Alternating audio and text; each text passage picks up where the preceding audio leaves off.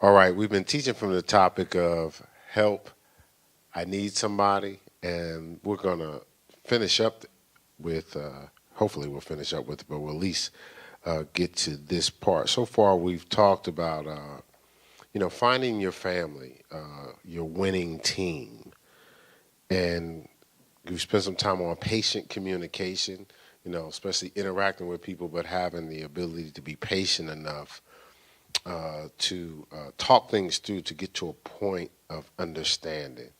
We spent some time last week talking about covenant help. So how a part of our help is God has established us to be in the covenant. For us not to be alone in covenant. And I'm gonna give you four nuggets that I didn't give you from covenant help, and then today we'll get into some of the roadblocks of embracing the help we need. But okay, one of the things that God has showed me that God gives us the mate that we need, not the mate that we are. The mate that we need, not the mate that we are. Sometimes people, as they grow, they're so, especially when you're young, you're looking for somebody like you. Well, the interesting thing is getting someone like you, uh, one of you obsolete, one of you are not needed.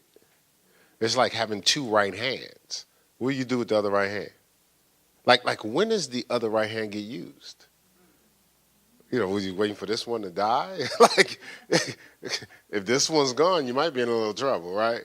So you don't need another right hand. You may need a left hand. You may need a glove. A hand and a glove is compatible, but they're different, right? But they flow together, right? And so God doesn't give us the mate we need. He gives us. God gives you the mate you need, not the mate that you are. Also, for us to really navigate through help in our relationships, it's important that we intercede. Intercession gets us, we intercede to get what we want. And normally what we want is change in the relationship. So the tool for changing the relationship is intercession.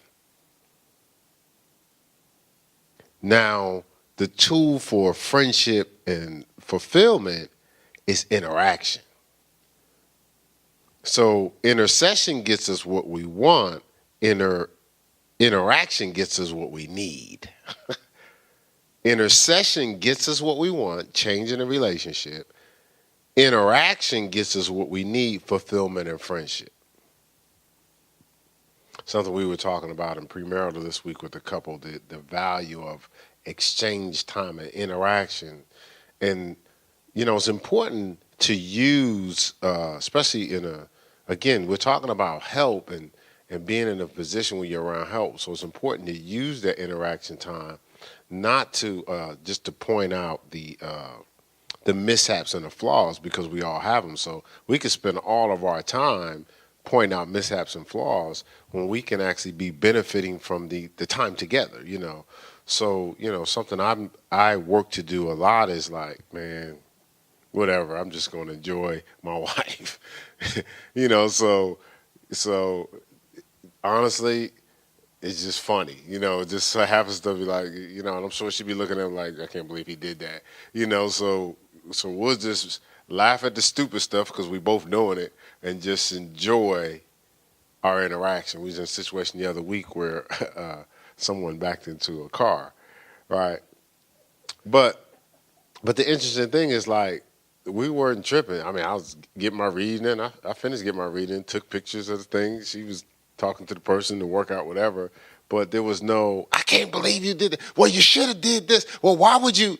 Why waste all our time with it? With that? Like, it's not like the car is going to repair itself as soon as we get upset, right? Or how we used to always talk about, don't cry. Well, in the early years, one time, I think my son knocked over a glass. My wife went off.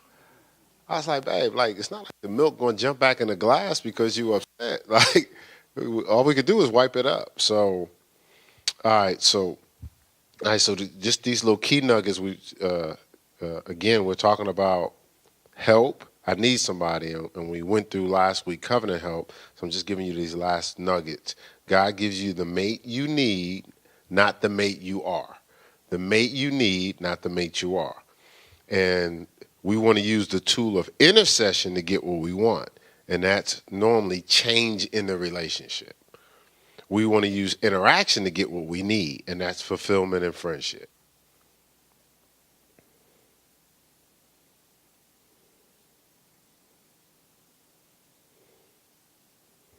And this is so interesting in this stage of what we're talking about is help. God is wonderful. Both parties have faith and passion. So, but God, because a man is a visionary, he equips him with a different level of faith because he has to see what has never happened before. He has to be a pioneer. And a woman has maybe more passion. Think about it, she's more emotional. So the way it's set up is the faith of a man. I want to give you a picture. The picture of a faith of a man looks like courage. That's a picture of a faith of the man. So when the man operates in courage, it ignites the woman's passion to help him move towards purpose. So again, when the man walks by faith or operates in courage, it ignites the woman's passion to help him move towards purpose. So a lot of times when you get frustration and irritation or manipulation and control, even out of fear, is the man is not taking his courage steps. So he's not getting passion. He's probably getting a lot of emotion and a lot of fear, a lot of panic. Instead of passion, he's getting panic. Why? Because he's not look, you reap what you sow. So the man, by him being reserved or fearful and not operating in courage, he just sowed a seed of fear. But he don't get back a seed; he gets back a tree. So you get it back more passionately and in abundance, right? Whatever you sow as a man, you sow sperm, you get back this wonderful baby. You sow a seed of impatience, you're gonna get back somebody wild and crazy.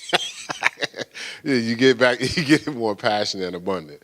So, but it's the same thing. If you sow purpose or you sow faith towards vision, you get back a passionate help. All of a sudden, the creativity, the ingenuity in that woman, it just comes alive. Oh, well, we can do this. Oh, I just discovered this. Oh, I can do that. We were talking this week about just the T-shirts for the women, or last week, and she said what she wanted. So what I did is I created we already had the logo for the woman, but I created the Beauty for Ashes piece just so you guys can have a logo on the front of the T-shirt. So, but I went to her right away. Well, as soon as I went to her right away, and then immediately she started, well, tell you what, I'll look up some different places for T-shirts because our T-shirt people, don't be bothered by this if you're watching this video, but our T-shirt people are in other states. And I just didn't want to operate that way in the time frame that we had. So she runs into the perfect T-shirt place, like right down the street from our house. So it ignites the passion towards what you're purposed to do. All right. And I'm going to give you 1 Corinthians 11, 4 through 16, just so you can meditate that on your own.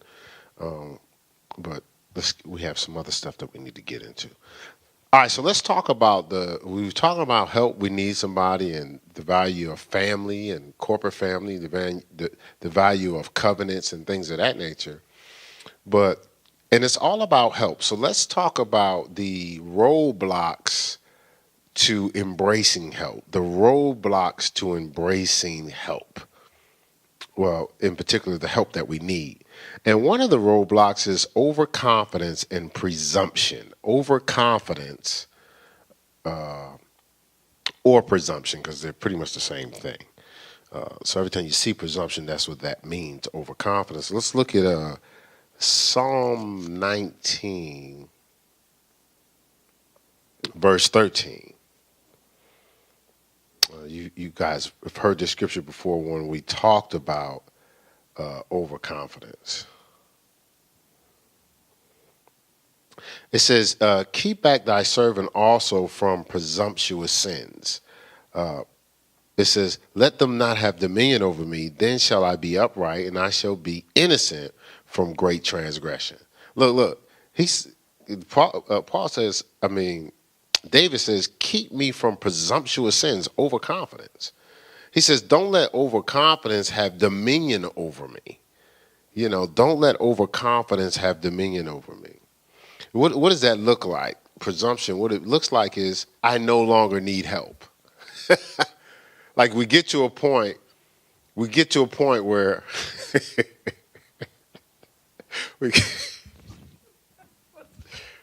because I'll be paying attention, that's all. Just watching little Kindle over there. All right, so we get to a point where sometimes there's a stage in their life, especially as you're growing, especially as these young folk are growing. There's a stage where you go, I no longer need help. I got this. You say to yourself, but you always need help at different stages in different types of ways. But it's something in us that I got this, I'm good. Let's look at James 1, verse 5.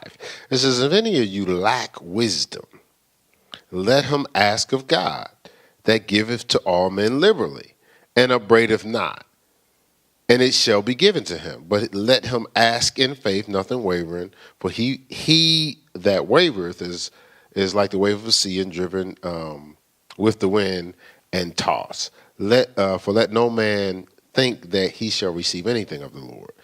It says a double-minded man is unstable in all his ways. Well, look, it says if any lack wisdom, a lot of the things that's causing us to be frustrated is we run into a place, a quandary or a roadblock or unfamiliar territory. Every time you walk into unfamiliar territory, that's a demand for wisdom. So God's thought is you would ask for help. But if you're presumptuous and overconfident, you figure, I got to figure a way to do this myself. So you're not asking for wisdom, so you don't have the wisdom. And you go, I don't understand why I'm going through this, and this is so frustrated. Well, because you don't have the wisdom for it. Well, why don't you have the wisdom for it? You don't have the wisdom for it because you're not asking for help. I got this. There's a temptation that you need to control the outcome. All right, let's go to Matthew 22. We'll start with verse 1. And Jesus answered and spake unto them again by parables. Remember, parable is a parallel story. Has an earthly impact, but it also has a heavenly impact to it also. It says, the kingdom of heaven is like a certain king which made a marriage for his son. And he sent forth his servants to call them that were bidding to the wedding, and they would not come. And again he sent forth other servants, saying, tell them which are bidden, behold, I have prepared my dinner, my oxen, my fatlings are killed, and all things are ready. Come unto the marriage. So he's like, look, I'm hooking you up. I have all these things for you. It says, look, verse 5, but they made light of it and went their ways. Underline, circle, their ways. One to his farm and another to his merchandise. One to his farm, one to his work, and another to his stuff. So they took for granted what God had, what was prepared for them, and made light of it. That's overconfidence. Made light of it, and went and trusted in their labor and their things. And that's what happens. We'll get overconfident sometimes, and we'll trust in our hands and our work and our things, and not trusting in God. Right? So that's why, again, it's a parable. That's why the emphasis is on one went to the farm and one went to their merchandise. So no, I'm good. See, I don't need to come to what you've prepared for me to benefit from, because I have my farm. I have what I've worked. That's going to take care of me. Or I have my stuff.